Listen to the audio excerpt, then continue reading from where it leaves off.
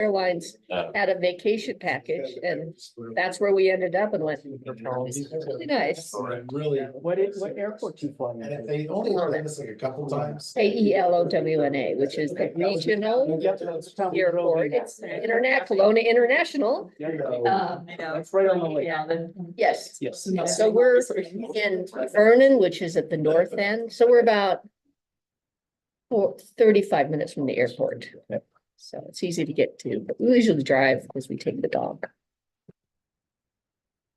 So that's the plan. We're gonna check it out. See how that goes. Toby, do we put our order in for sport now or is that? Yeah, somebody else runs that. You already have. Cause oh. Oh, yes, yeah. Right before you got here. That's why you got quiet. I Yeah. understand. Yeah, We contemplating. start till 12 is lunch included? And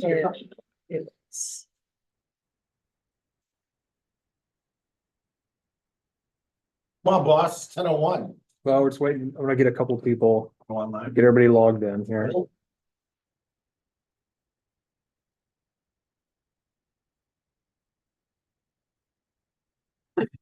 It's that nifty platform. No, the one on the right. That. It's just a cover for the whole. Oh, is that what it is? Ah, that's a fancy cover. Oh, Share my screen. it's like, that's a nice trivet. It's gonna melt. Yes. Also not flat.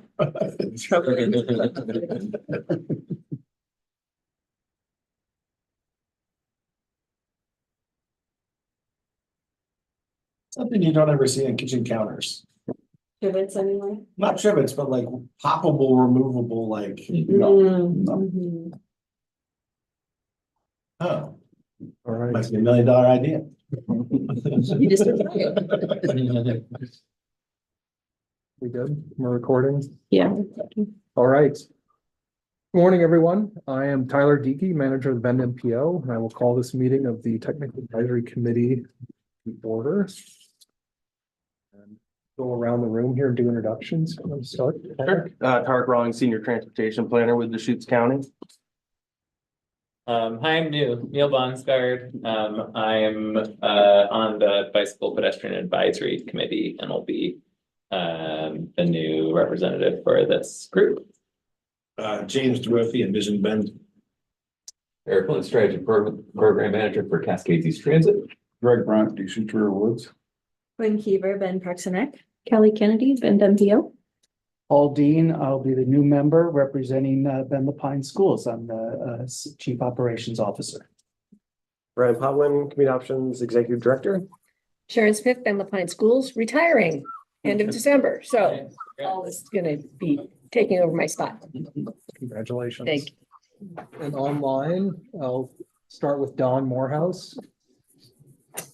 Hey everyone, Don Morehouse with ODOT. And Andrea Napoli. Hi, Andrea Napoli, Bend MPO. I'm remote today, saving you all from spreading my germs.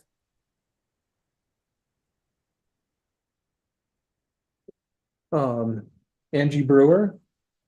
Hey, good morning, everyone. I'm Angie Brewer. I'm with PLTD. And Susanna Julber. Hi, everyone. I'm Susanna Julber from City of Bend, Growth Management Department. And Ken Schonkweiler. Good morning, Ken Schunkweiler, ODOT Region 4 Planning. That's everyone online. Isn't it? Yeah, I just wanted to say, welcome Paul as our new Bend Schools member and welcome Neil as our new Deschutes CPAC member. So thank you for both being here. Hybrid meeting guidelines, you're all familiar with this, hopefully. If you're online, please raise your hand if you want to speak. Otherwise, the meeting's being recorded. Move on. If we have any public members today, so move past that. Next up is our meeting summary from September. It's just looking for a motion to approve that draft summary. I move to approve the September 4th, 2024 Technical Advisory Committee draft meeting. I'll second that. Thank you. Any comment or discussion? All right, all in favor? Hi. Thank you. So our first part of the meeting, we have two informational presentations, and the first one is going to be Tarek Rollins is going to provide an overview of the Deschutes County TSP update that was recently completed, as well as the Tumalo Community Plan update that was also recently completed. Thanks, Tyler. And then, oh yeah, perfect time. That's what I was gonna mention. I'm just getting my, hold up here really quick. Do that just about. All right, so yeah, today, just kind of giving a brief overview, of the two recent adopted documents. One very much related to transportation, the other was, had really heavy transportation components, but was also just, it's a lot of insight into the public, outreach and public overview process, and maybe a little insight into the county process overall. So I'm going to start with the county's transportation system plan update, but we'll also go into the Tumalo community plan update that they both are planning for the years of 2020 to 2040.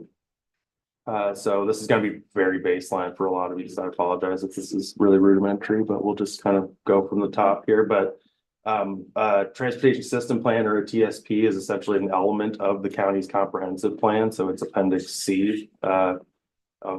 We're technically updating our comp plan right now. It was recently appealed, so we don't have an adopted comp plan to incorporate this as an appendix into, but it's been adopted as a standalone component of any kind of like applicable comp plan. So we're waiting for that to finalize.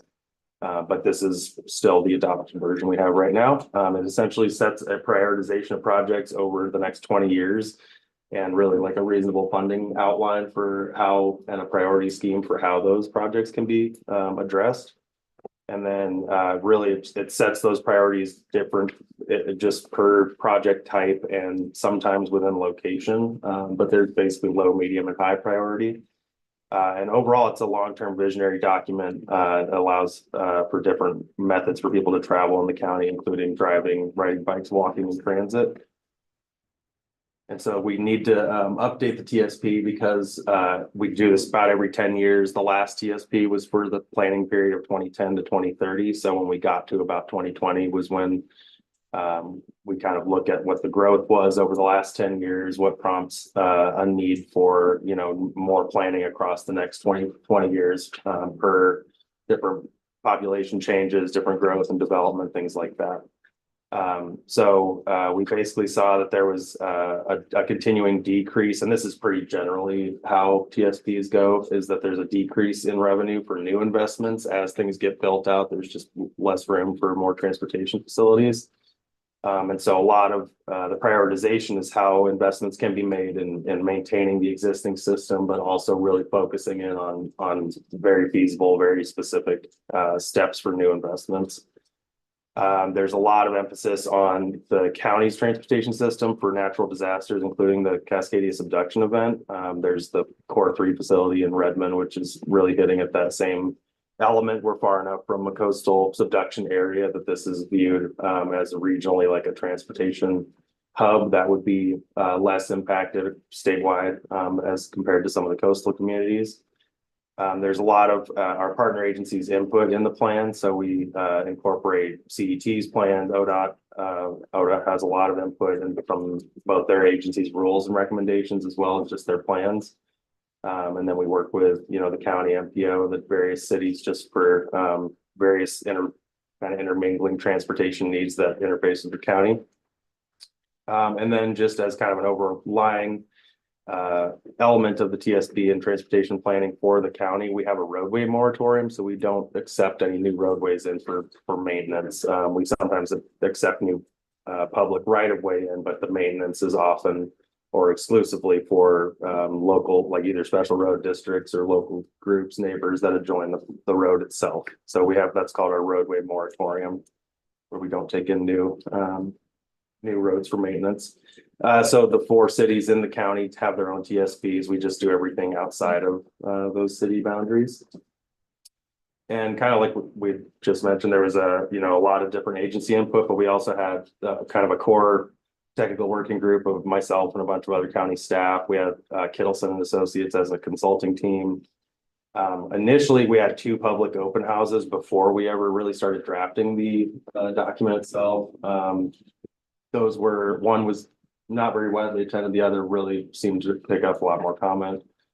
A lot of different committee meetings through our agency partners, and then with ODOT, different state agencies, and through the various sort of words of mouth and different ways of communicating our update to the public. That's how we got a lot of our larger engagement from different public audiences, different neighborhoods, things like that.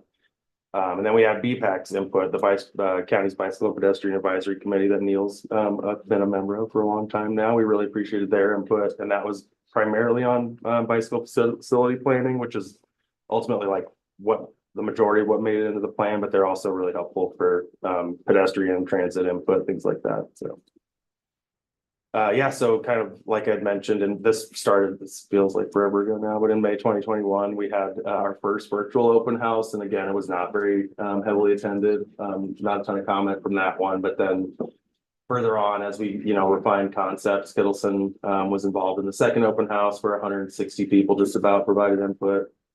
And there was a lot of recommendations that we, incorporated from BPAC and initially from different plans that were actually pretty well supported at that time. I would say they were very high level, and it was pretty early in the process, but generally supportive.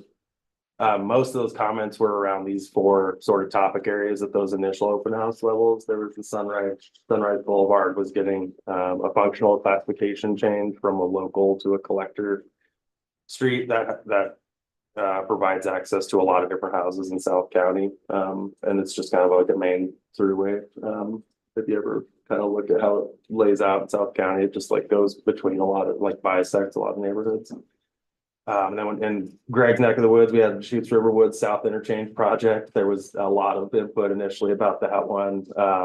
It's primarily an ODOT project. And so most of the county's leg in that would be, coordinating future development plans, different types of interchange access management plans with ODOT. It's a lot of their rules and regulations, but our job really was to collect that public input.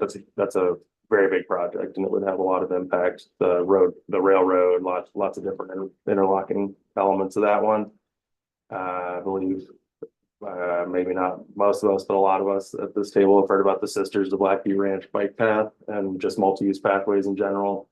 That came up with a lot of mixed feedback from the get-go. There was essentially like a paved, wider multi-use pathway proposed between, conceptually between Sisters and Blackview Ranch without a specific location, but there was concern primarily from residents in Blackview Ranch that were not very supportive of just connecting that into their private community.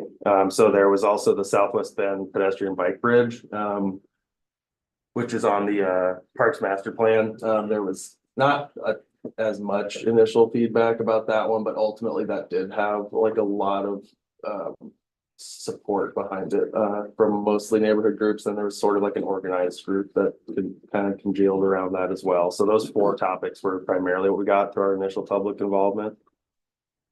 Just how the TSP is overlaid. There's chapter 1 is just an intro. There's chapter 2, goals and policies. These are pretty standard for kind of long-term planning documents. Chapter 3 is our needs assessment and evaluation, which feeds chapter 5 later on. But chapter 4 is providing multimodal systems. So looking at transit, pedestrian, bikes. Chapter 5 is that priorities list that's kind of fed by the needs assessment in chapter 3. And then chapter 6 is a funding outline.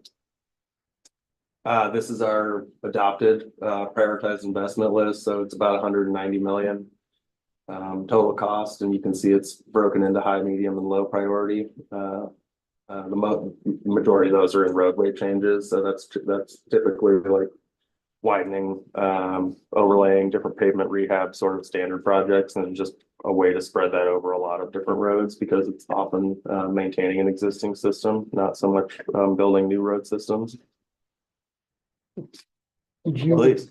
I don't know if you have it coming up or not, but Yeah. did you do a revenue forecast as part of this process? I believe that was not as much as when we went into kind of the metropolitan transportation plan, but I believe this was trying again, this is beginning from a 2021 standpoint. I don't believe they forecasted into 23 or 24, but I think that by the end of that, I want to say this reflects 2022. forecasted dollars, but it'd probably be safest to just say it was with the 2021 initial numbers that they probably used to project that. And really, it's like the way that we built that in is that there's flexibility in refining that price just per the development details once those things are brought up for development and initiation. So that's a lot of where that we've built in sort of some flexibility depending on the consultant and developers, different contractors and things that are eventually involved. Also a question, Eric, is on the, I know the South Interchange, well, you know, for you shoot for Woods is at $42 million estimated. Sure. How much of that is in here? And that was on a low set, so. Yeah. Part of the 17.5, I'm assuming. I can look that one up. We have so in the plan itself, it breaks out the county contribution. So there is usually a Like $5 million or something like that. maybe some, yeah, I wouldn't want to say it just offhand, but I can look it up. It's just it's pretty much in the same format, just a column with total cost. And there is a county contribution with the ODOT ones, obviously the primary. Yeah, they're mostly the ones putting the bill on that one, on those ones, but yeah, we contribute where we can. It's often, planning, funding, things like that for the county's end of things. It's ODOT does a lot of the design and actual development. Right. Yeah, so the prioritized transportation investments, they just kind of like we were talking about, they include project cost estimates, mostly for the county planning and budgeting. Like we were talking about, there's a lot of the development design is from the agencies themselves that might interface directly with that jurisdiction of those projects. And kind of like I was saying, we built some flexibility in just because the final cost and designs can change, different pricing and different rates and things can change. And so there's confirmation of those actual projects get confirmed upon actual implementation of those projects. So it informs the county's capital improvement program, which is the actual sort of like adopted project list of what we're going to build. And then it also includes the safety related or safety prompted projects from the county's transportation safety action plan or the TSAP. And then, yeah, there's basically that we try to be flexible in terms of the roadway investments, but like with the changing needs and funding, like I had mentioned earlier. So there's this initial, cost of 190 million just about, but it really depends on economic factors and different, if priorities change. In theory, the board of county commissioners could change different priorities based on other things that come up or different, higher needs and shifting needs like that. So really briefly, I'll just kind of go through the sections of what types of projects are in those priority investments. There's intersection projects, which are almost exclusively turn lanes, realignments, and roundabout projects. There's a lot of different realignments, and turn lanes are part of widening projects often. Roadway projects are really the meat of what the funding's directed towards. Those are reconstruction, bringing things up to code and modernizing those roads. Then there's a decent amount of new road alignments, usually within existing sort of travel corridors, but different site distances again, or things like that. Again, just kind of like bringing stuff up to code, different AASHTO and engineering standards mostly. Kind of like the Sunrise Boulevard I'd mentioned, there's these functional classifications of roads. We have local collector, arterial, and highway classifications that are primarily the ones you see in the county. And so it's not often that we downgrade into like a collector to a local, but often you upgrade into a higher functional classification. It usually prompted by traffic volumes, just like increased use of those roads. And then like the interchange project, we have a lot of ODOT facility projects. They involve our partnership, but again, it's really dictated by ODOT's rules and regulations, and they're the primary agency overseeing those projects. And we incorporate those projects into our TSP just as acknowledgement of those needs and future intent to develop those projects. And again, this is a living document, so if things come up or change, they can amend the TSP in theory, with approval of the planning commission and board, but this is our starting list looking at the next 20 years. And then we have, not a ton, but we have planned pedestrian facilities, mostly within Terrebonne and Tumalo unincorporated communities, and almost all those were filling in sidewalk gaps. There is, more activity going on in Tumalo, which we'll hear about when I talk about the Tumalo community plan, but just as much, there's a need for all those facilities in Terrebonne as well. I think we've just heard a lot about Tumalo recently.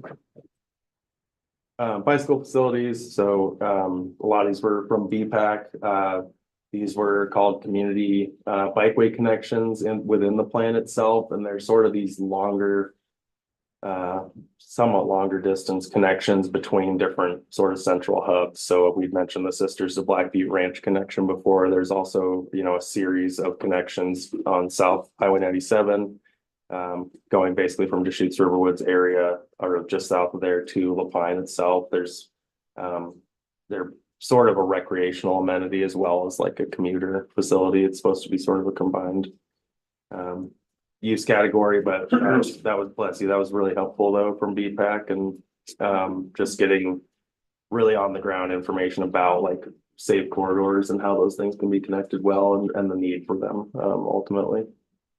There's bridge projects. A lot of them are the replacement and rehabilitation of existing bridges, and not a ton of new bridges, I would say, but they're based on just condition reports, engineering reports. If there's failing, there's a lot of very old bridges in our county. So as those deteriorate, it's just really like a very big safety factor. We hear from fire districts and things often.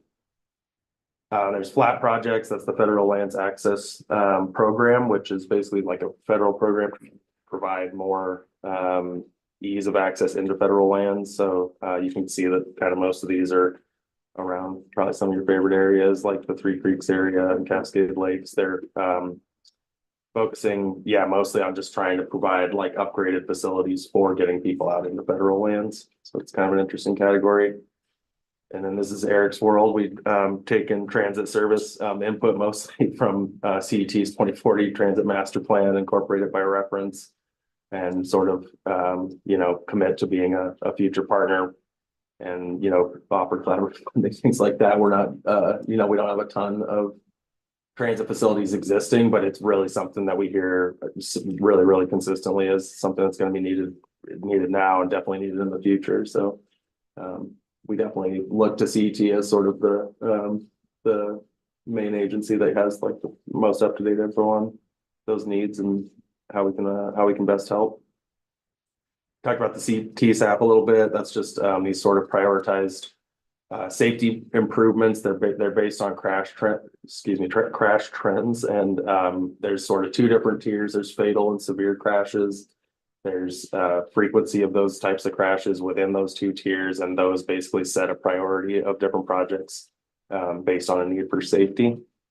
So that's a standalone plan, the TSAP itself, which is just like an analysis of all that crash data and safety prioritization. And then again, we have sort of this funding priority scheme within the plan itself. The road moratorium is in place to really kind of put a cap on a lot of what would be these big chunks of funding expenditure. We wouldn't take in new roads for maintenance. The maintenance is pretty costly already just with the existing system. And so we try to primarily put a system in place that can like keep that operational maintenance up to the current standards and into the future. And really what we showed just with our projected funding priorities is that it would stay relatively similar to even past efforts and consistent with different agencies' programs. So we're at a pretty even proportional level for our funding levels, just compared to other agencies and their transportation planning. Got a question on the moratorium. Sure, yeah. Okay, are they looking at any point in time in the future of increasing that? Because I've got a lot of people in Deschutes River Woods that's on gravel roads, and if they make a determination, like if you got 4 houses in a quarter mile, we'll fix that or anything like that. So the maintenance is hard. Like they'll often, if it depends on the classification. There's a type of a road classification called a local access road. Yes, I know. And that's usually that's by law that has to be maintained by either a special road district or just the adjoining private property By owners. law, that's by county law. That's like administrative rule of state law. Uh-huh. Well, it dictates that they're still within county jurisdiction because they're not in any other jurisdiction. Right. But the maintenance of that is pushed basically to those private adjoining property owners. How can that be changed from local to the other? They can, I The don't, moratorium is keeping them there, and what I'm trying to say is how do you get them away? I think that would just take like kind of an administrative action by the board of county commissioners to lift that moratorium. It would probably be prompted by a list of specific roads that people are recommending to be. Like I'm saying, you know, like we got several gravel roads Yeah, that have, you know, like several residences on them, and within a quarter of a mile, there's probably 8-10 residences. sure, yeah. And Yeah, we see that with driveways too, which is that's very like, it looks similar, but it's very different in terms of like legal mechanism, but where a shared easement driveway provides access to like 3 or more yeah, properties. well, if it's on somebody's personal property, that's one thing. Yeah, and that's what I mean. Well, where I'm talking about is the county actually owns that. Owns the right of way. The right of way. Yeah, Well, they actually own the property. Yeah, the right of Actually, way property. the 50 feet wide, that's county property. Yeah, exactly, yeah. Yeah, so I think just to lift that moratorium would take, it's been in place, I think it's been in place Okay. since the. So what I have to do, I have to go talk to the county. Yeah, I would be like, Commissioners. it'd be a board of county commissioners, Okay. kind of high level change at that Okay. point. I think it's through a resolution, so, Created districts. yeah. No, I know, but I mean, people don't want to do that, and you get that, but then you still can't get it paved or whatever it is, and the districts, they have to pay for all that, Yeah, on top of what they're paying anyway. some of those, yeah, and I hear that a lot, like the HOAs and the special road districts funding limitations and things, so.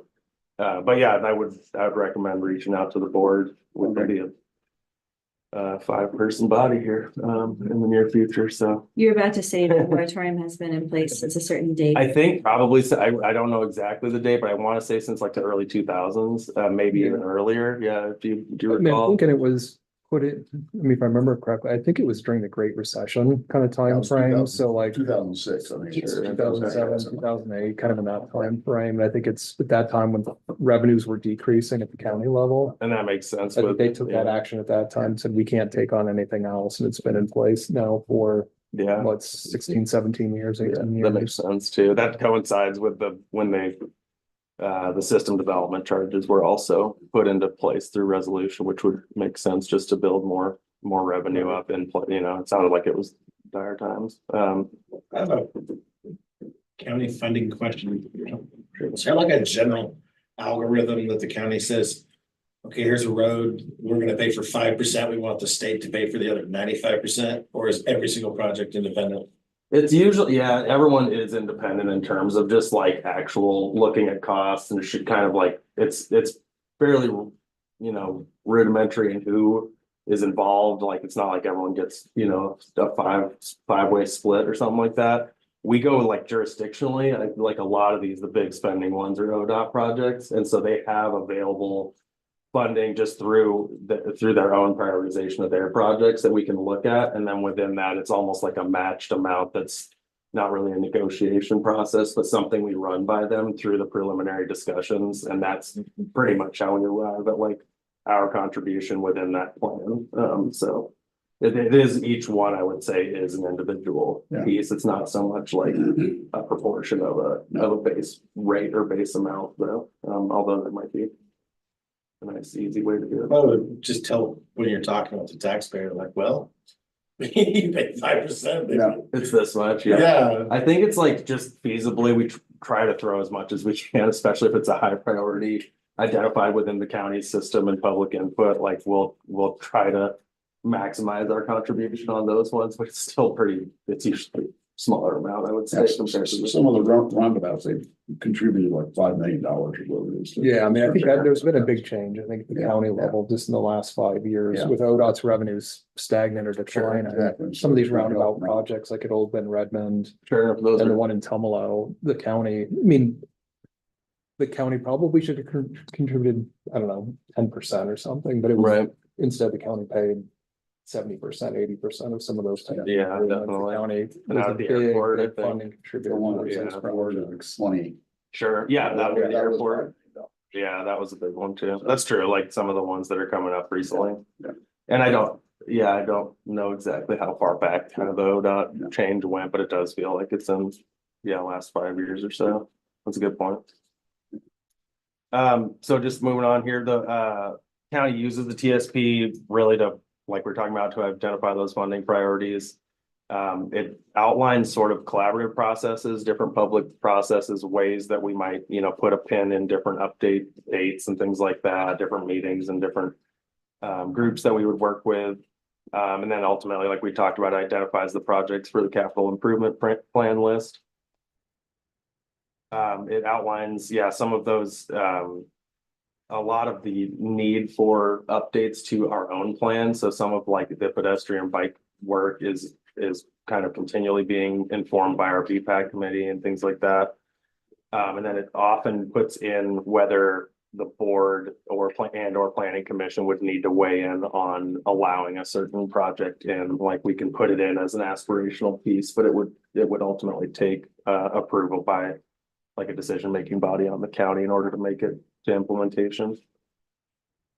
So just a quick overview, kind of a public process. We had ultimately over 370 public comments, and those were pretty similar to even what we saw in the initial open houses, but the comments were focused on multi-use pathways in general. There was a lot of support, a lot of opposition to those.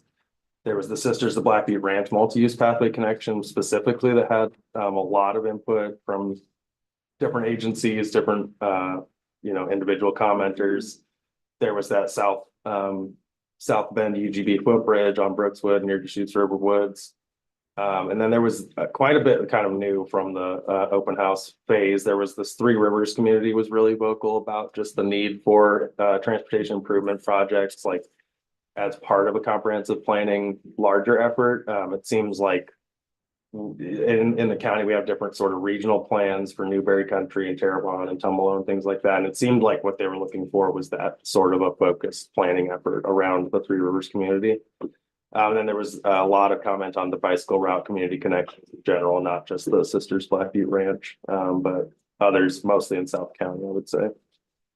There was a planning commission public hearing on August 10th, 2023. They recommended, with several amendments, a version of the TSP on October 12th.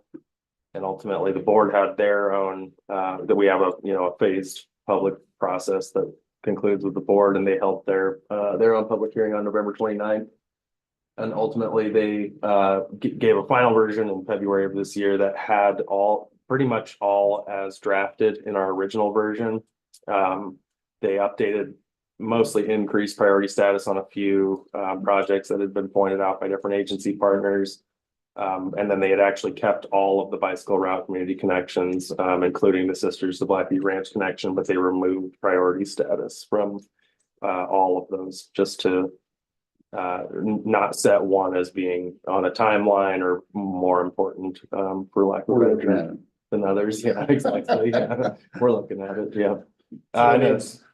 What was that? Sorry? Does it actually have any status at all? There's no priority status on any of those. Yeah. And it's interesting what that would mean, sort of like it's definitely easier to break out the high, medium, low with some of the roadway projects and see how the funding trickles out. But there would be a lot of these bicycle route community connections have public processes tied to them through different agents, just NEPA federal processes and cities and things like that, and just public outreach in general. And so it was already complicated to set that priority status, I would say, on those. So I think it was an effort to meet like the Blackfeet Ranch residents and different people that didn't want these connections, meet them halfway and say, hey, none of these this isn't like a green light on any of these. It takes a lot of different other public processes. And so how would we dictate a priority? It was their reasoning for taking away those priority statuses. So ultimately that's what happened. They just took that whole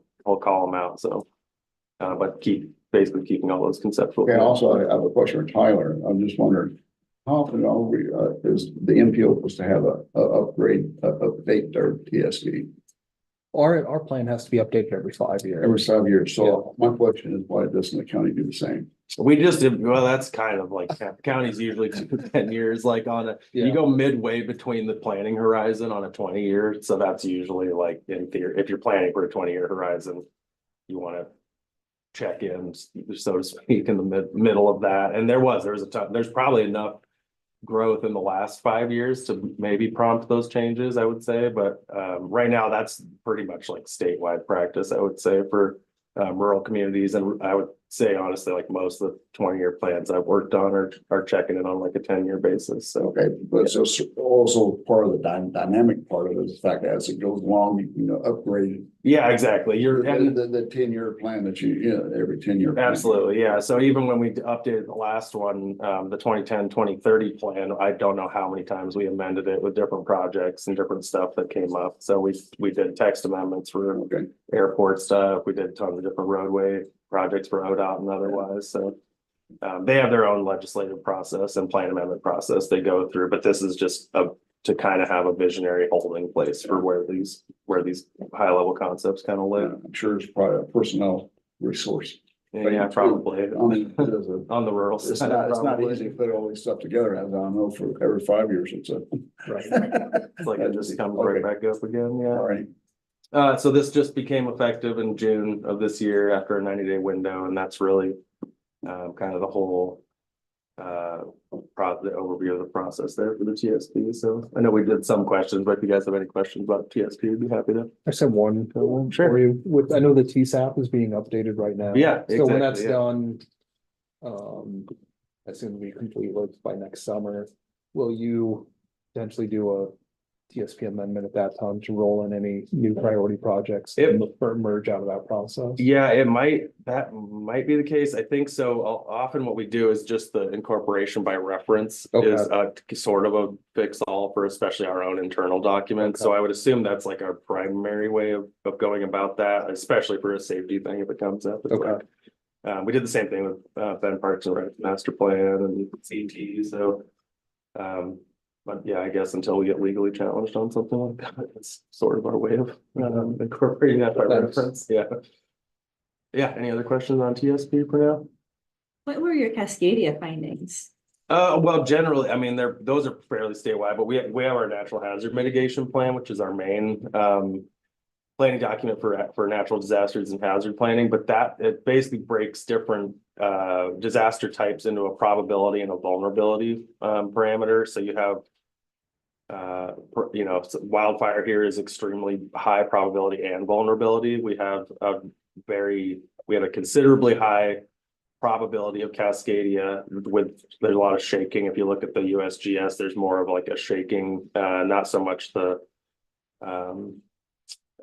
what do they call the liquefaction stuff, like we don't like that's in like southern counties of Oregon and definitely on the coast. There's liquefaction, which is like the immediate liquefying of soil that's around like a lot of floodplains and creek and water basin areas. So we didn't have a ton of that. And as when you go further east, it's just shaking and shaking until you get to pretty much Idaho. And so we were seen as having like that's a lot easier on roads, just almost in like an erosion concept kind of a thing. So that was, and we had a freight corridor in 97 that's really pretty viewed by the freight community and ODOT as like a very central corridor. And so that was another factor. And then also the airports were really something that rose to the top of being like the useful pieces of what would sustain probably a lower vulnerability impact from Cascadia than like other coastal regions. And obviously there's the anticipation that those communities would utilize our airports and literally move out here or shelter out here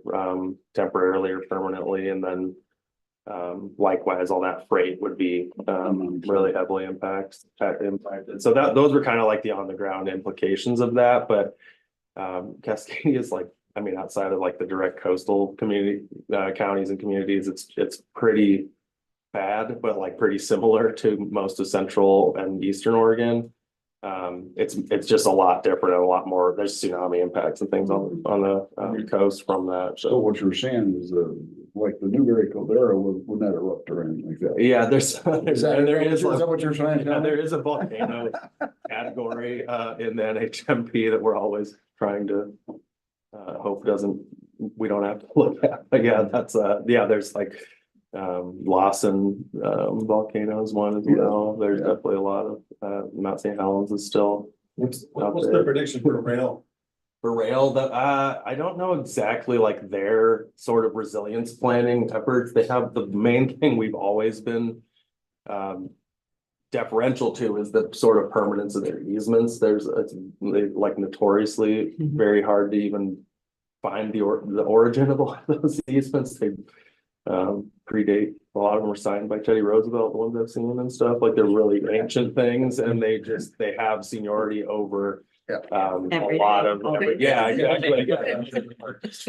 all the time. So it's like what our main position is to just sort of like get out of their way if there were especially if there's freight implications for that or I was just wondering how the shaking interferes with them. I'm I sure. mean, I know that the railroads are designed to flex a lot.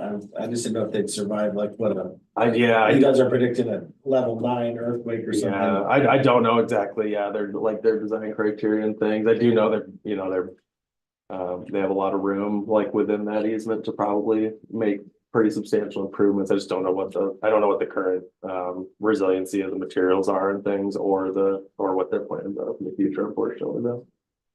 We just kind of give them a lot of space. Any other questions on the TSP? It's all good, keeping me on my toes. I'll just go in. This is a lot more small scale. This is kind of a nice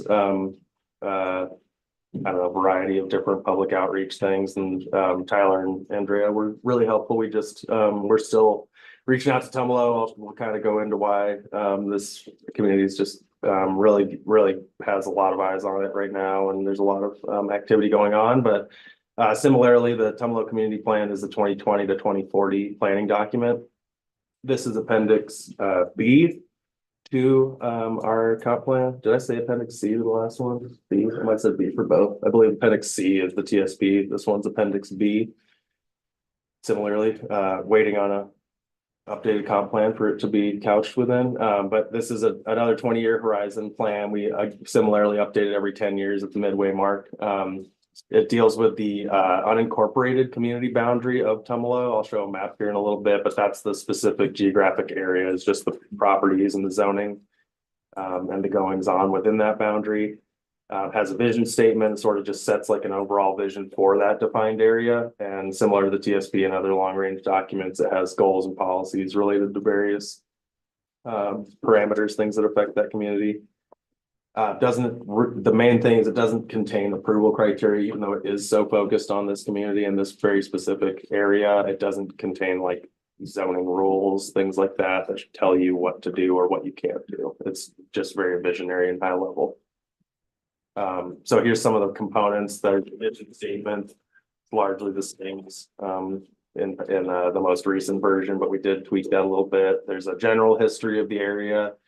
The zoning districts that comprise Tumalo, population statistics and different changes over time, information on public facilities, as well as different surrounding uses that adjoin that community boundary. And then the goals and policies are broken out into land use. There's a land use section. There's a section for natural resources, open space, and recreation. We have residential goals and policies, economic goals and policies, some for public facilities, and of course, some for transportation. So kind of like I mentioned, Tumalo is considered an unincorporated community, and that's defined in Division 22 Oregon Administrative Rules. It's actually more specifically a rural unincorporated community, which is, I think specifically, it's got primarily like a resource-based rural type character, but it has at least 2 zoning districts within it that serve like industry, commerce, or public use, public facilities. And so there is like the Knife River area as an industrial zone. There's a lot of commercial corridor zoning, like right in where all the food carts are and things like that. The county has its own code section for Tumalo development. It's section 1867. And again, this plan is just visionary and doesn't actually change any of the code within that section. So it's still the same code or the code that's just standalone, subject to any changes outside of this process. So here's kind of the actual outline. Sometimes it's surprising to folks how far southwest like it goes into the Bend Research property there in that sort of big square area. And you can see just the various, it's really hard to read, but like the red in the center map there, that's the zoning map. The red is that commercial zoning core. It's kind of weirdly in the text of the code, it allows for dwellings and things like that. It's sort of a mixed, acknowledged mixed zone, but definitely allows for commercial uses. And then there's a series or two different, where there's a 5 acre minimum and then just sort of a standard residential zone. That's the orange and the light yellow.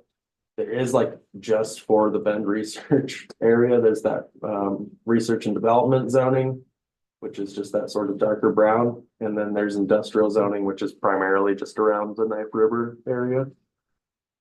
And then on the right there is really our kind of our build out map that informed a population estimate that we thought was a lot closer than the census tract data. The census tract is much larger and kind of spills into the northeast, kind of well up towards Tumalo Road, I would say.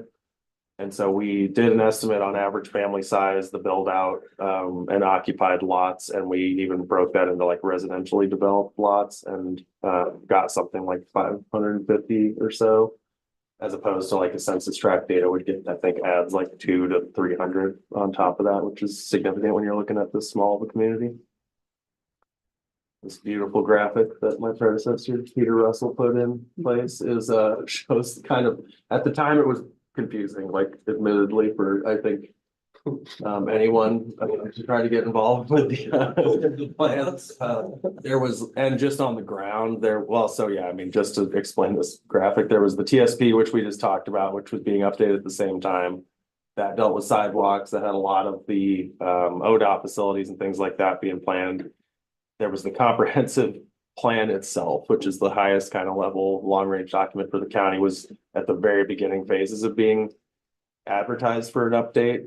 And so that was confusing as well. And then there was this standalone Tumalo community plan update, which we really tried to emphasize was like the focus of what we wanted to hear from folks on for specific goals and policies and different input.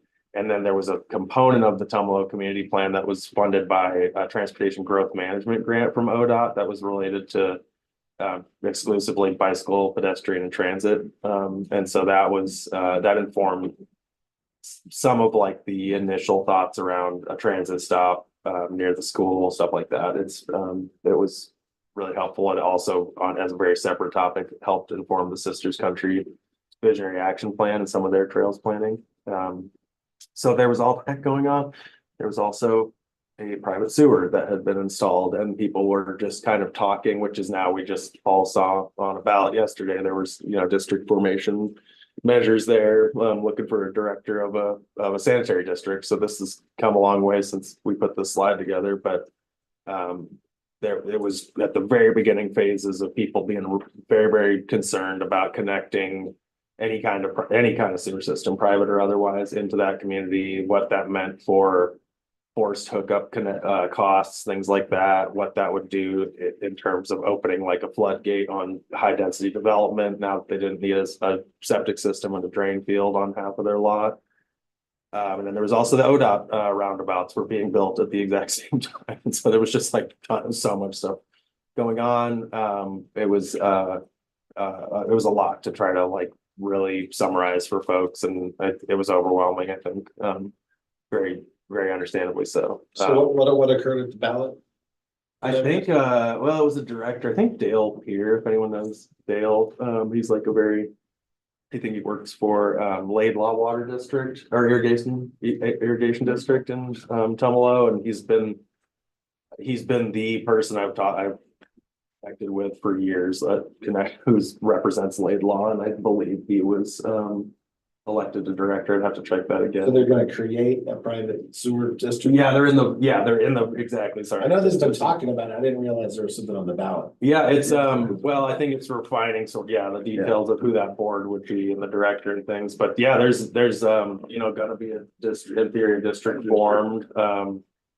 Might be a really long time until an actual sewer is developed, but like, that's the first step, is that sanitary district can start collecting revenue and Good control. start trying, yeah, and generally it's that there is just an overarching concern about wastewater management in Tumalo. There's a lot of aging systems and it's not necessarily like feasible to just replace them with the same septic system technology that's there. So what we just, yeah, this is kind of what we just talked about here, but the sewer feasibility study was initially what kind of like prompted discussions around when a sewer might go in. We just talked about lake law sort of being involved in the district formation, and it's really in getting some momentum on the beginning phases of that district formation right now. Roundabouts were a big deal. And then there was also a multi-use pathway that goes under Highway 20 at 4th, all the way down south to Strickler, and that goes under that cul-de-sac right there. It's really cool. And that was just for pedestrians and bicyclists to cross the highway. There was really, it's nicer how the roundabout with that was like the only way to get across the highway without holding your breath, I would say, for a while. So similar to the TSP, we're at the halfway mark. So 10 years since we updated the 2010, or since the planning horizon of the 2010-2030 TCP, we got to 2020 and started looking into updating this. There's considerable population growth. There's also a lot of new businesses there. I'm sure everyone's kind of aware of, like the food cart pond. And then there was the very beginnings of the sewer discussions that all really, like anything outside of, or just solution oriented or wastewater in Tumalo, began near Strickler with a private neighborhood that had a privately installed system. And then overall, just increases in traffic along the highway, Cook Avenue, Climb Falls Highway to the northeast. There's a lot of traffic safety concerns, a lot of like public input over the years about those facilities. So a little more small scale, but we did have a lot of public outreach similar to the TSP, but really focused around Tumalo community. So we hung up flyers for a series of open houses. We ended up making a project specific website. Putting some story maps, sort of showing like the workflow of how we got here and why we were doing what we were doing.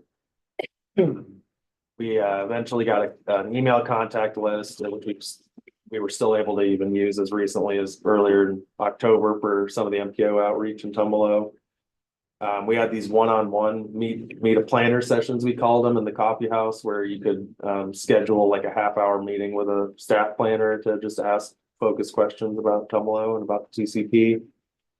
We also had different stakeholder sort of panels and interviews, different sort of business leaders, folks that were involved in the irrigation districts, and et cetera. And then ultimately we had a planning commission public hearing, and the board had their own public hearing similar to really any kind of plan amendment. So here's just a pretty brief summary of the main topics raised by the public. There was a fear of losing sort of a small town feel and a sort of a concern, not necessarily opposition, to a lot of growth, a lot of different style and appearance and design of growth. People, and that leads to the next bullet, people were pretty concerned with like multifamily dwellings, apartment buildings being developed, like high density, larger buildings. There was concern with just increased traffic. A lot of folks wanted to see more signage, pedestrian signage, things like that, especially near the school. There are a lot of concerns around recreational impacts and different, litter and stuff like that around the trail systems and the actual riverfront of Deschutes River. And there was different views on economic development in the area in terms of kind of like the businesses springing up, what they were bringing to the community, whether they were geared towards people in the community or adjacent to the community, which also led to just general concerns in tourism, sort of wanting it to be like more of a focused community-wide level of sort of business and commerce and things like that. We talked about the concerns about the sewer connection, different effects that might come from that. And then there was actually like quite a bit of support around the roundabout art and other public art support. That was interesting. Ultimately, we got about 30 written public comments, although we heard from a lot of different people, hundreds of people, I would say. Again, this was what made it sort of into the written comment and ultimately was reflected in the draft decision, and ultimately the adopted decision was there were concerns about sewer and wastewater in general, so concerns about sewer connection and cost, but also concerns about like groundwater health and wastewater impacts. There was a pretty direct opposition to being annexed into like a state park or any kind of city of Bend district. There was concern for public safety, just with like increased activity, tourism, people were concerned about feeling safe. And then of course the river health, river resources. So we had a planning commission public hearing on August 10th. They recommended with pretty detailed amendments, a draft decision on October 26th. The board held their own public hearing on December 6, 2023. And then later in March, they included, I think it was 4 total amendments. The main one, most specific one was a policy basically asking to explore legislative amendments to the Tumalo zoning to limit multifamily housing to 4 units maximum. And that was basically to get at trying to limit the density and the sort of scope of what development could occur in Tumalo should a sewer come in. Like basically they couldn't, there's really small lots in Tumalo. And even within those small lots, you would have in the past had to fit a septic system on these lots, and often even just the ones for a single family dwelling were pretty huge for those lots. And so if you put in even a 4-unit multifamily house, that would need an enormous septic system or a much more expensive septic system. So this was getting at trying to limit that type of development and appearance of development. Okay, just got a question. Sure. What's the size of the lot, normal lot there? Or what's the size range? Yeah. What do you got? Well, the smallest one, so it's from this, it's the Laidlaw used to be a town, it's called like the town side of Laidlaw, I guess. And it's a really old plat that we still legally, Right. the plat, and they're literally like 20 feet by like 40 feet, 20 by 60, something like that. And so I think they were trying to get it so you could buy like 6 of them. And we still have that on the land use side today where someone will come into,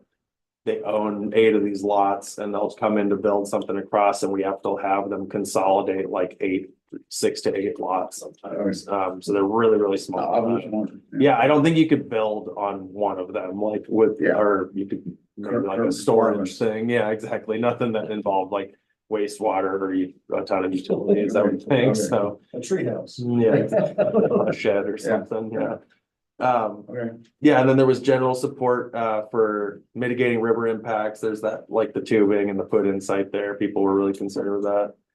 And then then they put in a goal for, supporting community engagement and different public art initiatives. And then that just became effective in August after a 90-day period as well. That's all I have. Sorry it took so long, you guys. Appreciate your time though. Be happy to answer any questions anyone has. I think you will kind of need to jump to the next. Yeah, slide. sorry, I just took you stop there. Yeah, of course. Thanks, guys. Appreciate all your time. Thanks for the info. Of course. So, And now we're not affiliated with Tumalo as far as the MPO, correct?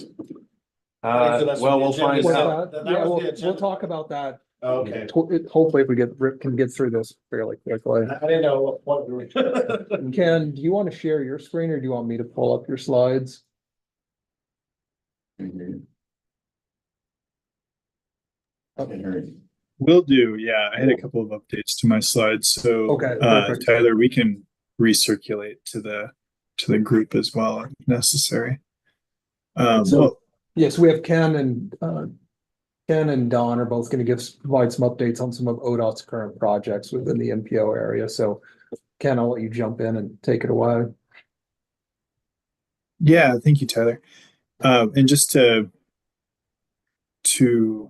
reiterate with everyone, so these are just our planning projects that we have going on right now. We can take questions for the if there's any questions on ongoing design or construction projects, but for the most part, we're Don and I are going to cover 3 projects that we have from our planning program. And I'll start with the Revere Avenue Rail Crossing Urban Design Verification Study. Oh, 1 second. I have to share my other screen.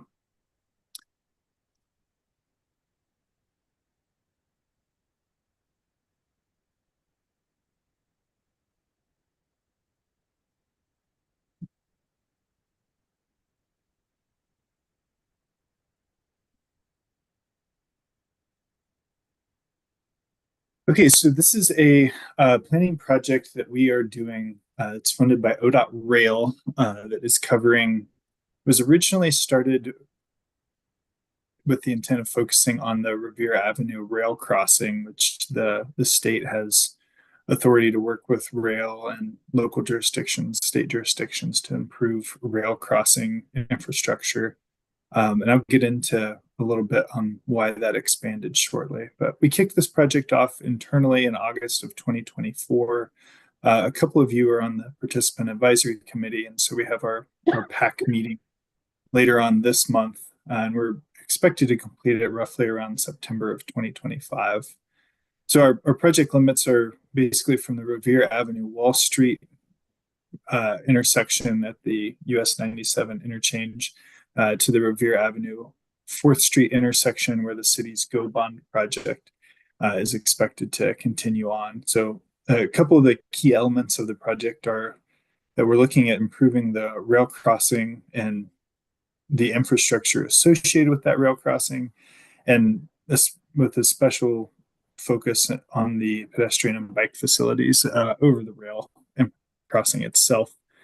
When we expanded the corridor limits from Wall Street to 4th Street on Revere, we want to make sure that we have some corridor concepts that fit at the rail crossing, but also work for the city's intent with all of the planning projects that have been completed that involve Revere. So everything from the city's TSP to the core area plan to the TSAP. There's just been a lot of background planning work done with the Revere Avenue rail crossing, or with the Revere Avenue corridor. So we want to kind of mold all of that together to come up with something that both the city, the rail operator, and ODOT can support. And then I also have a plug to address some of the safety issues at Revere and 3rd, and then also at Revere and Division. So as I mentioned before, this was first funded as a design phase in our statewide transportation improvement plan to improve the rail crossing itself. And so there are a number of issues associated with the rail crossing, ranging from the actual infrastructure that is in relatively poor condition. So that's the mast arms, the rail crossing infrastructure. As probably some of the TAC have experienced if you've driven Revere in the PM peak, there's some queuing issues that are a result of the Revere and Division intersection, where we have vehicles that back up onto the rail crossing. And so the rail operators report these to ODOT Rail in these instances, along with the City of Bend Police Department. And we basically just are in a really constrained environment where we have a signal adjacent to a rail crossing with, on top of all of that, fairly limited right of way. So as you can see, some of the buildings are pretty close to the actual road, the Revere Avenue road itself. And as we worked through this, we quickly realized that we needed some more context on how Revere is intended to function and what those design elements are if we're going to include a streetscape improvement across the rail crossing itself, and may possibly do some signal/intersection improvements at the US 97 ramp and Division. And that's essentially how we expanded the corridor limits to what is shown in the screen, right? So while there's interest from ODOT Rail in only funding the rail crossing itself in the future, we want to create a concept that essentially fits with all of those planning documents, as I previously mentioned. So very quickly, what is an urban design verification? So we use a lot of these terms in our ODOT planning mantra in our toolbox. And what this really is just pre-design planning, right? So a lot of planning work sometimes can be high level. It might have a cross section, might show some lane widths. The purpose of the UDV is to get a little bit deeper and hammer out all of those issues that actually would need to be figured out during the design phase, right? And so we want to identify these multimodal solutions that are supported both by the community, the city, and by ODOT before a future project begins. And so on that intent, we end up having a public involvement component to the project as well. So with the city, we formed an advisory committee. We'll have an open house later on in the project, probably summer of 2025, and work towards this concept of creating a design for the rail crossing that works with the city's plans on Revere and our constraints that exist for the corridor and for the interchange area itself. So as I mentioned, this is a City of Bend and ODOT partnership project, although it is funded by ODOT Rail. So the City of Bend is, Janet Ruby is attending our monthly internal meetings. We have a couple of City of Bend staff people on our advisory committee, and we'll work to make all of this infrastructure compatible with those plans that I previously mentioned. It's important to note that construction is not currently funded, although there is interest from ODOT Rail and working with BNSF to fund an improvement at the rail crossing itself. So some of our design goals that we have for the project, right? We want to be able to design a rail crossing that addresses the issues in our rail diagnostic summary that was completed with ODOT Rail, BNSF, ODOT, and the City of Bend. And work towards this concept of a quiet crossing in the future. So ODOT Rail actually can't fund quiet crossings with the type of federal funds that they currently have, but we'd want to be able to follow those design procedures so that in the future we could have a quiet crossing where some of the train horns aren't being used as they enter and exit the corridor. I think that's where the city gets a lot of those complaints from the rail itself.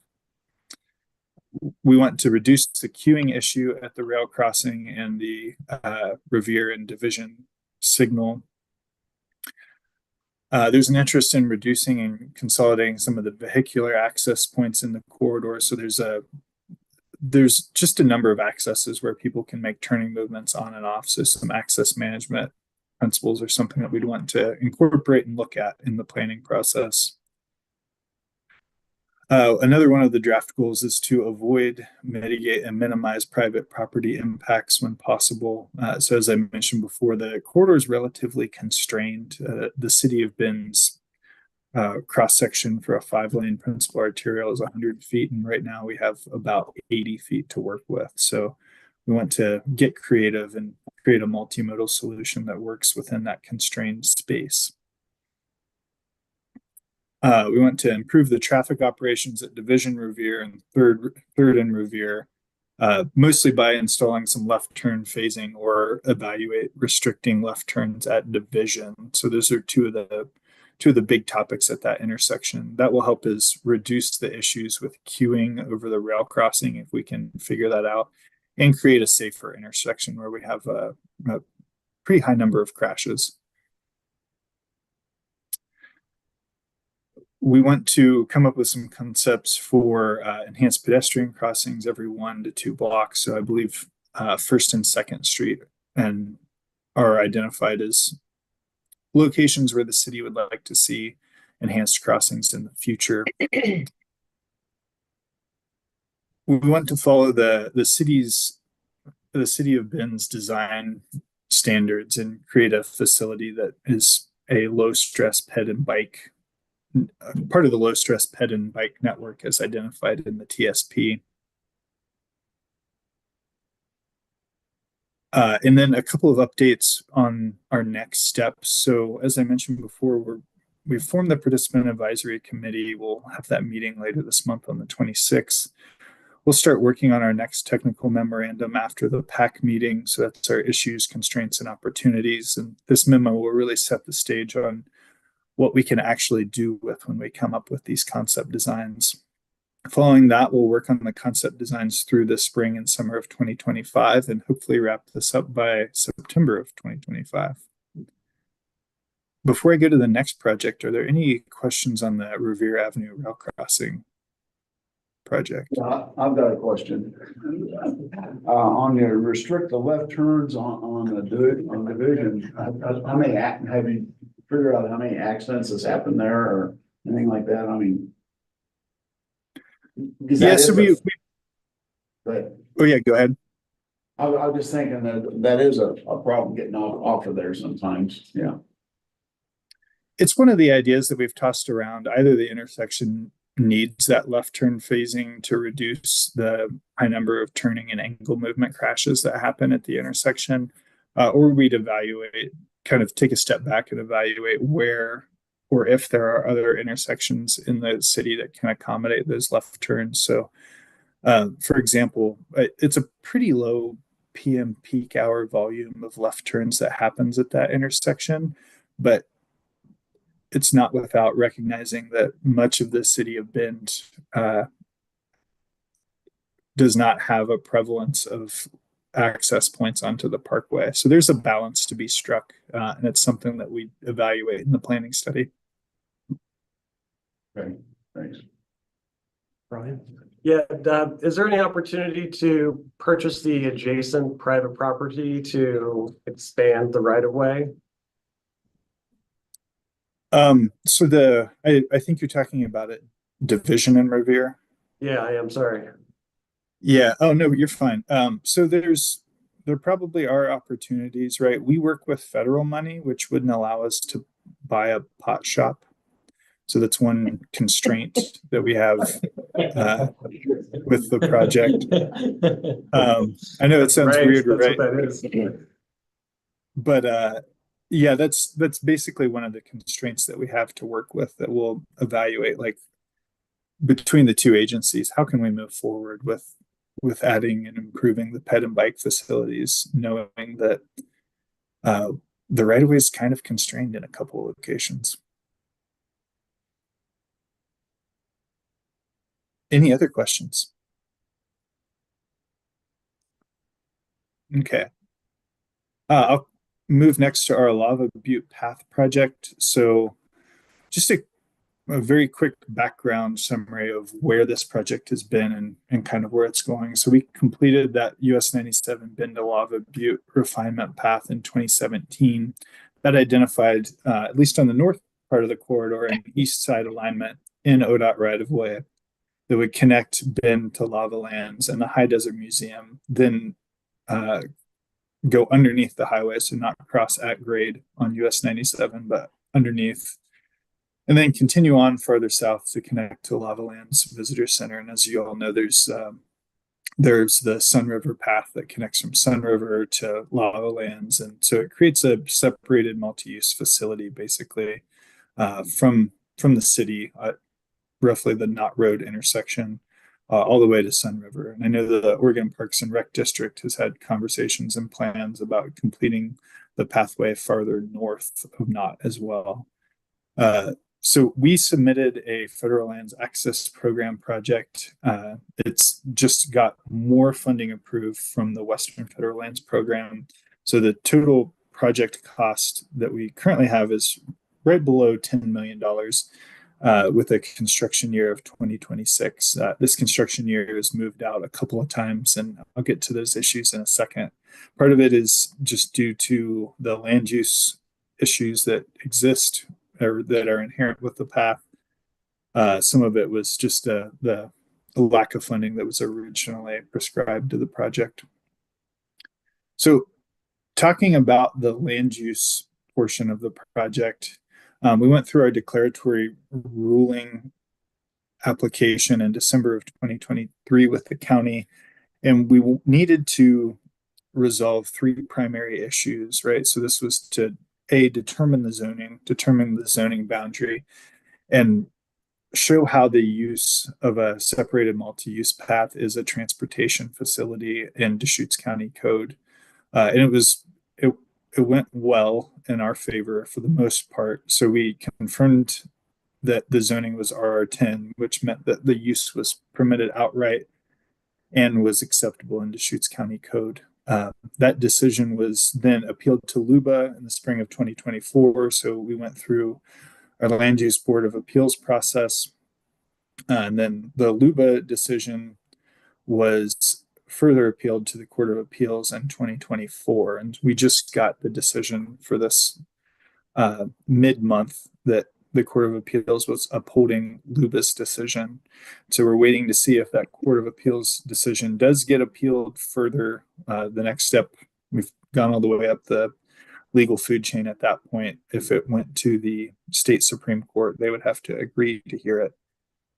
But for the purpose of the path, LUBA did remand one issue, and we have to resolve that issue in an upcoming application. So everything that you see here in this side, we're basically going back to the starting point in the declaratory ruling application to resolve this issue of a collateral attack. Basically, there was a 1999 permit that was sought for a way station, and it has caused some inconsistencies for our Lava Butte Path project, to where we have to now defend that this new application is not a collateral attack on that 1999 permit for a way station that was ultimately denied in 1999. I know that this is kind of in the weeds, but I know that there's also some planner types in the TAC meeting, so I'm happy to take any questions on this.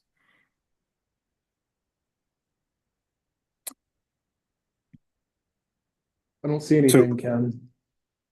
Long story short, we hope to work through this through the remainder of 2025, fingers crossed, and then after we've worked through the land use process, we can continue to construct the path in our right of way. Are you optimistic this is gonna happen? I'm always optimistic about everything. So, internal optimism. That's good. That's a good answer. It's not without a ton of work, but we've got a good path forward. So great. So to speak. Yes. Good pun. Oh. Well, if there are no other questions on the Lava Butte Path project, we'll keep the TAC updated on how this goes, and hopefully we can build it.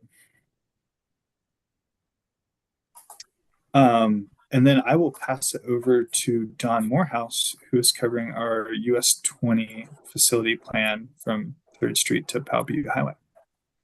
All right. Thanks, Ken. Yeah, so I think everybody is somewhat familiar with the US 20 facility plan that we've been working on over the last couple of years. Basically US 20 from 3rd Street all the way out to the Powell Butte Highway. What I wanted to do at this TAC meeting was briefly go over the intersection alternatives that we've come up with. So we've been working with City of Bend and HDR consulting team to basically take a look at the US 20 corridor, and we've zeroed in on 5 intersections.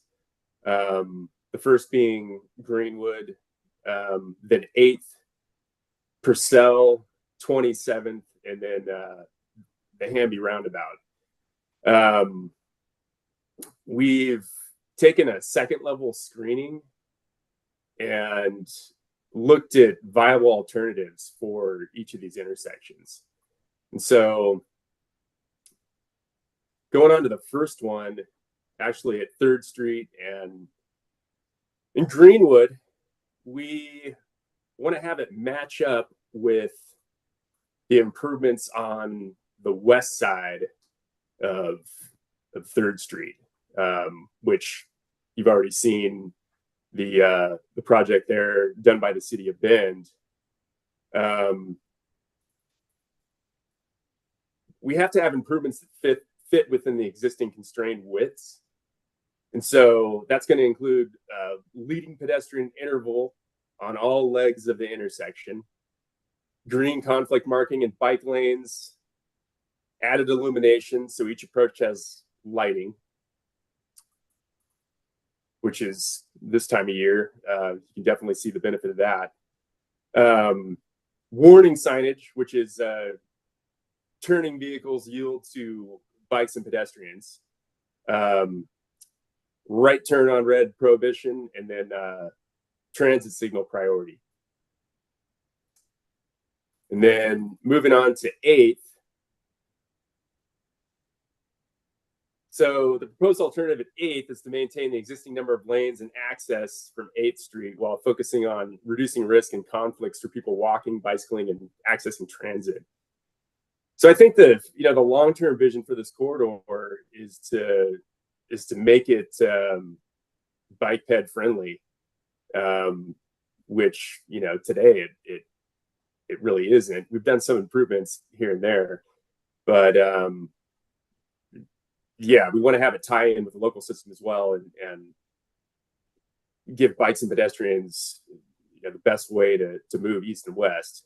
So again, at this intersection, it's going to be the leading pedestrian intervals, and that also includes bikes, so leading bike intervals. Warning signage, again, turning vehicles yield to bikes and peds on all the approaches. Green bike lanes, the solid fill on the northbound and southbound approaches. And then green bike lane conflict markings traversing the first lane of cross street traffic. And then transit signal priority. And then moving on to Purcell. So the proposed alternative at Purcell is to widen and provide a dedicated northbound right turn lane. And again, like some of the other improvements that I talked about, the leading pedestrian intervals on all legs, dual curb ramps on the intersection's northwest corner, warning signage, again, turning vehicles yield to bikes and peds, and that's on all the different approaches. And then green bike lane conflict markings on northbound and southbound approaches upstream from the right turn lanes. And the bike lane is going to be kept to the outside of the right turn lane, and it's going to use a bike signal on the northbound approach. Then green bike lanes upstream from the intersection and green bike lane conflict markings traversing the first lane of cross street traffic on eastbound and westbound approaches. We're going to have upgrades to the existing southbound transit stop, and then transit signal priority.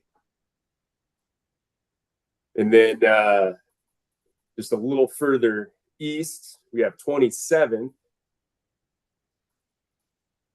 And so this alternative also proposes to add an eastbound right turn lane with a raised crosswalk and right turn bypass island.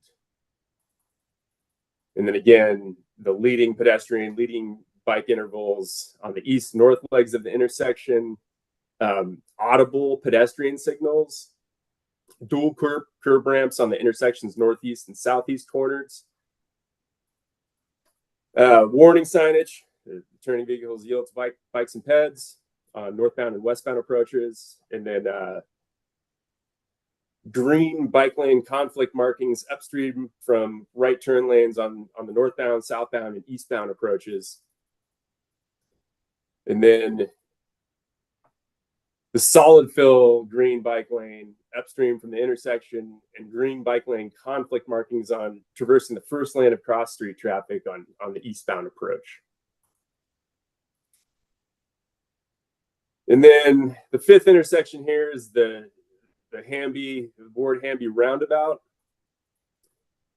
We're looking at potentially modifying the existing roundabout to add a right turn bypass lanes. And just to be clear, so where we're at in the process is we've finally come to the conclusion of this particular second level screening memo that HDR produced, and they're in the process right now of finalizing it with all of our comments. And so we're also they're in the process of finalizing the investment strategy as well as the alternate mobility targets. And so this particular intersection at Hamby didn't have an alternative mobility target. So we're having the consultant put that together now. So that's where we're at with the intersection alternatives, and hopefully we'll be able to wrap this project up soon. Susanna, So you have a question? Yeah, thanks, Don. I was just Yeah. wondering, maybe you could bring the slide back up of 27th and Purcell and 20, I guess. Sure. Yeah. You said there'd be bike priority signals, is that what you said? There? Would Yeah, that be for the northbound. northbound? So would that be like a cyclist would have to manually like press a button to activate those, or how would those work? Yeah, so I'm not too familiar with bike signals at this point in time. There was one that I was familiar with down in Ashland when I was working for ODOT down in Region 3. But yeah, the bike signal, I believe, would be activated with a button. But I think that it could be activated with a button or through sensors. That's probably going to be more of a technical question. But yes, as far as I know, that's going to be activated with a button on the far right side of the turn lane that's going to be built there. Okay. And then just I don't know if folks are aware, but our climate friendly area study that we submitted to DLCD at the end of last year identified this whole east side area as a potential CFA candidate. So anything we can do to get better and safer access in there to the area, which is mostly north of 20, where the old Costco site is and stuff, but also stretches down. We're still kind of refining the boundaries, and of course they haven't been adopted yet or anything, but anything we can do to make it safer to get in there and less of a freeway for folks would be great. So thanks for this. Yeah, no problem. And Susanna, I was going to add in, so we as an agency have experimented with camera bike detection. We just did some on US 30 and in another region. So I think the exact details are probably TBD, as Don mentioned. It's whenever the project's funded, we just use the most up-to-date equipment. And those would only, yeah, thanks, Ken. And those would only be for this intersection, or are they proposed at the other ones too? The bike signal would be proposed only at this intersection. Okay. Is there a need? I mean, is there some sort of warrant process you go through to decide where they're used? Yeah. Okay. Yeah, the state traffic engineer would give the final buy-off on it. Okay. Thanks. Just a quick time check. I mean, it's almost 11:30. I think we're going to extend, if folks can stay, that'd be great, but we do have a few more questions, so. I actually have to go. I have another meeting, but Paul's gonna stay, so. Thank you. Fine, thanks. Eric? I got to run in a sec too, but two quick questions. Looking at the 27th intersection. One, there's the left turn in the eastbound lane right in front of McDonald's, that people take that cut across the solid yellow. Are we doing anything to restrict those kind of movements? That's something we see at other places like on Reed Market near 97. Just curious if that's something that we're targeting with these kind of projects. And secondly, this is a notorious intersection for red light running. My wife was hit there when she was 17 weeks pregnant by a work truck. She's Wait, say that again? So the 27th, 20 intersection is really horrible for red light running. Are we doing anything about timing of the lights along with this project, or considering it for once we get legislative approval for red light cameras or any kind of other mitigations for that? We haven't gotten into that level of detail for enforcement. Mm-hmm. But that's a good point. And I hadn't heard that statistic that you brought When up. my wife was hit, for example, I have the dash cam video. It was the 7th car that ran the light that hit her. Oh, my God. Wow. So that seems like a more systemic problem, right? Well, in the city, I mean, I know the city is moving forward with, they're starting the process to Yeah, at least install a few red light running cameras. that's why I wonder if So like this is kind of baked I don't into know this. exactly where they're in that process, but they're gonna be using some of the data they have to identify top locations for those. And I'm assuming, this one will likely emerge as a potential candidate. Yeah, and Tyler, there's other locations around the city where they've been putting cameras in as well, right? On non ODOT intersections. But that's a pretty interesting topic there. And yeah, extremely dangerous. So yeah, I hope that the project that eventually would come out of this facility plan would address that. Yeah, I wasn't sure if it was all one thing, so appreciate it. James, you have a question? Yeah, Don, I got a sort of west of Pilot Butte. As people have a bike lane, a lot of drivers are considering them parking lanes.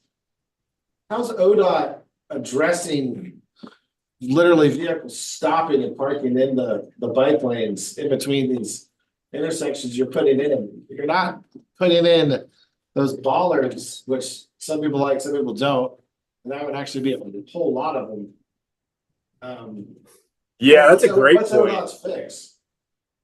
Yeah, so again, that section you're talking about west of Pilot Butte, we're totally constrained with right of way through that section of the corridor. Bollards would be those would be a good improvement. The the green marking to delineate the bike lane.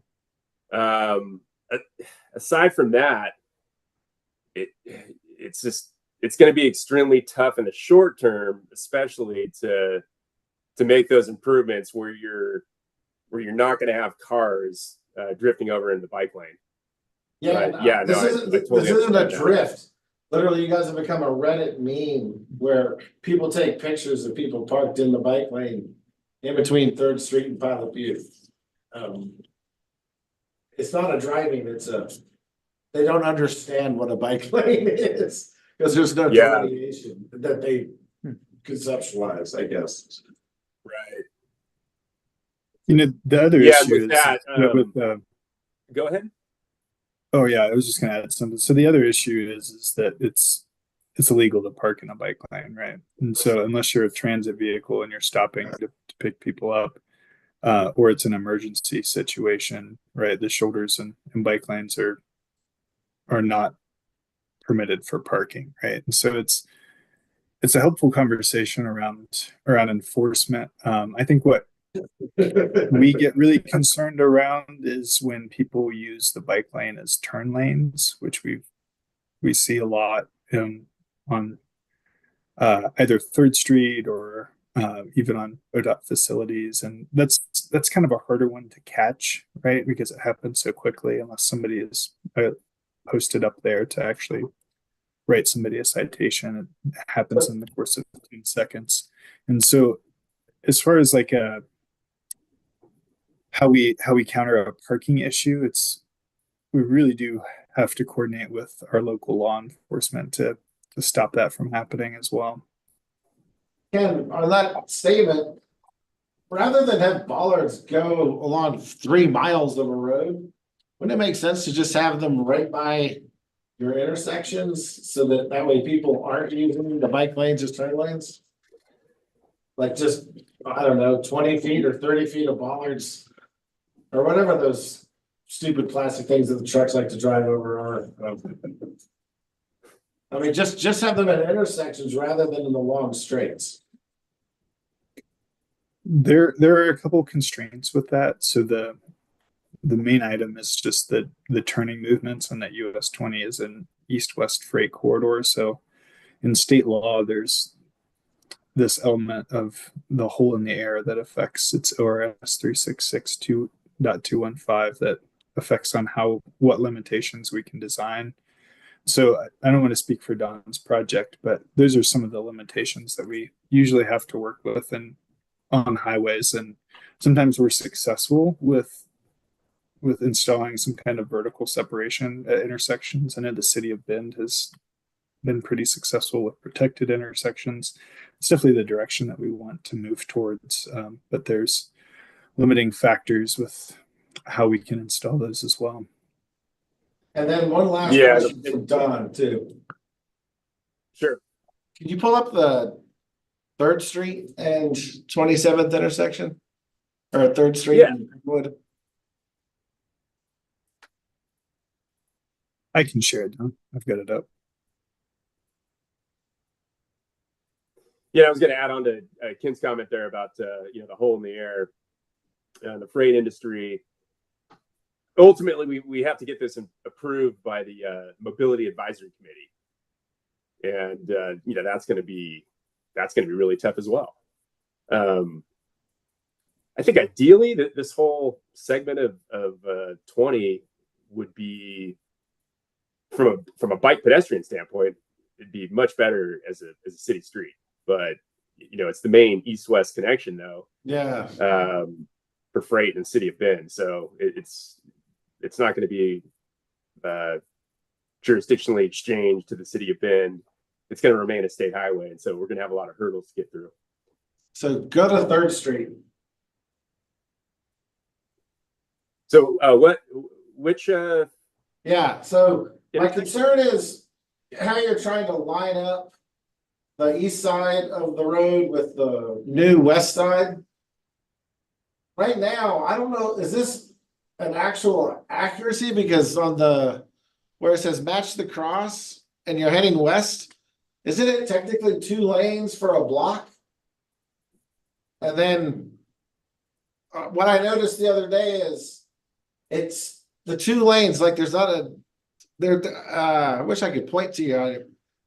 If you're heading west and you're on 20, and you're in that middle lane, it's obvious that you go straight. But if you're in the right lane, I saw a lot of vehicles stuck in that right lane that thought they were going straight or didn't know how to not go straight.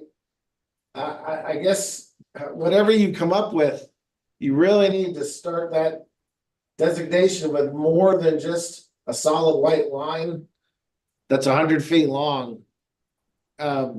Maybe even some overhead signage to basically say Greenwood is shrinking, like long before the intersection. Does that make sense? No, that's a good point. Yeah, especially initially once the project is built. Yeah.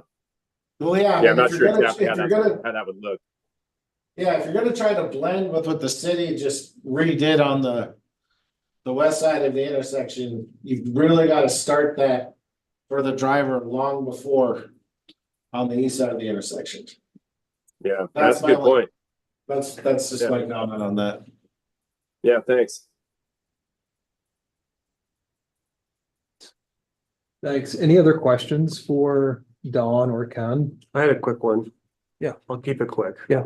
So first off, I appreciate the sidewalk and ADA curb ramp work that you've done on Greenwood between 3rd and 12th.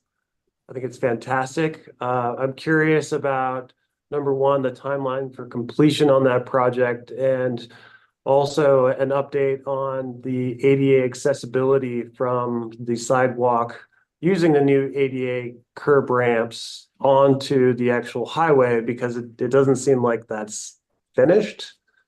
Can you give any insight on that? Ken, do Do you have those answers? Not off the top of my head. Sorry, I missed the Yeah, I don't either. person that asked the question, but I can respond back to Tyler for the group on the exact timeline for the curb ramp remediation project. Yeah, because it's basically just patch that's smushed into the cracks there and it doesn't line up with the highway now. So if you're actually using a mobility device, it's not usable at the moment.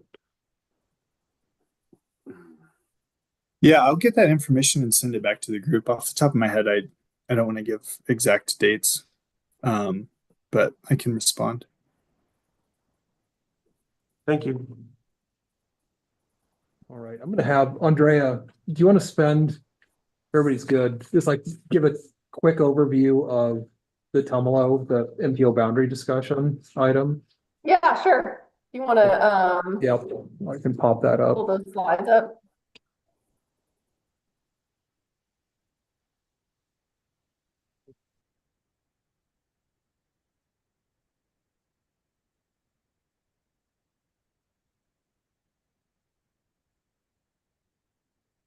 There you go. Yeah, so for the boundary update, we haven't talked about this for a little while, but the topic has gone to the TAC a couple times. So I didn't include a lot of information about the MPO boundary change process itself. Just really focusing this time on Tumalo, which is really our missing piece right now, before the board can make its final decision on changes to the MPO boundary. So this map on the right, you see in yellow, the yellow line, that's our existing MPO boundary. And the minimum required MPO area is determined after every decennial census. And that's what you see at this point in the blue. So the blue area shows what we have to include in our boundary. So these new areas, we have one at the very southern end that now will include 97, include the ODOT right of way to the east of 97 on the south end. The 7th Mountain area, a very small area up Shevlin Park Road, and then Stevens Road area to the east, as well as just east of Hamby Road. And then the area that isn't in blue, that's within the MPO boundary. So those areas we don't necessarily have to include within the MPO boundary. Specifically though, looking at Tumalo. So Tumalo now is no longer required to be within our MPO boundary. Next slide. So before making any changes at Tumalo regarding the boundary, our board wanted us to do some sort of public input process from Tumalo residents, whether they wanted to continue to be within the MPO boundary. Tumalo's been within the boundary since 2012, or whether they didn't want to be within the MPO boundary. So we really tried to keep it simple when going out to Tumalo residents with essentially just those 2 questions. So we created a web page that included some high-level information on what an MPO is and does, benefits to Tumalo being within the boundary, any shortcomings, and then an email was sent out to everyone that signed up for the Tumalo Community Plan email list, and TARC helped with that. And we did an in-person tabling event at the Bite in Tumalo.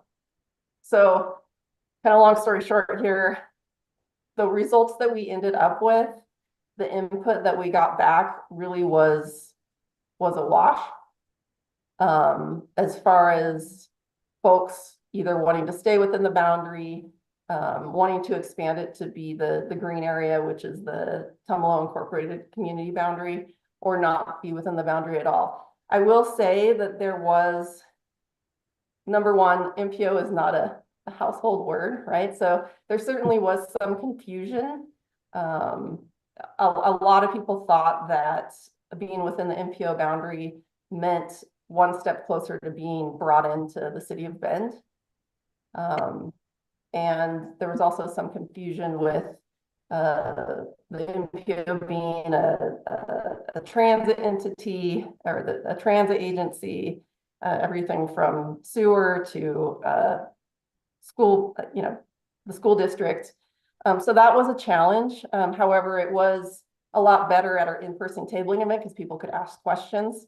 As far as comments that we got from our webpage, I did respond to each one of those, but it was still difficult to get past that. So at this point, we'll be sharing that input with our policy board, and they will be, like I had mentioned, this is the last piece to look at for the future of the MPO boundary is Tumalo, and they'll be making that decision at their November 15th meeting. Thank you. Any questions? What did you tell the residents that the benefits of joining the MPO were? That their area would be eligible for more funding than if they were not. Potentially, so for funding for planning or projects, sidewalks, bike lanes, or the fact that the roundabout projects, it's possible that those may not have happened if the area wasn't within an MPO. Also, I noticed that, have you incorporated some of the east side of 97 to be part of the MPO? I thought that was a requirement, so we wouldn't have any jurisdictional requirements on In terms along the south there, to the south? yeah. Yeah, I mean, the board has already made that, has already added that. Okay, area. okay, So just a full US 97 right of way to the east of Shoots River Woods, and then that location of a potential future Okay. interchange. Okay. Those are in there. Okay. Any other questions? All right. Well, thanks everyone for staying. We are way past time, so I appreciate everybody staying here. Our next meeting is scheduled for December 4th. With that, we can adjourn the meeting. Thank you. Thank you. Thanks. You. There's a lot of questions.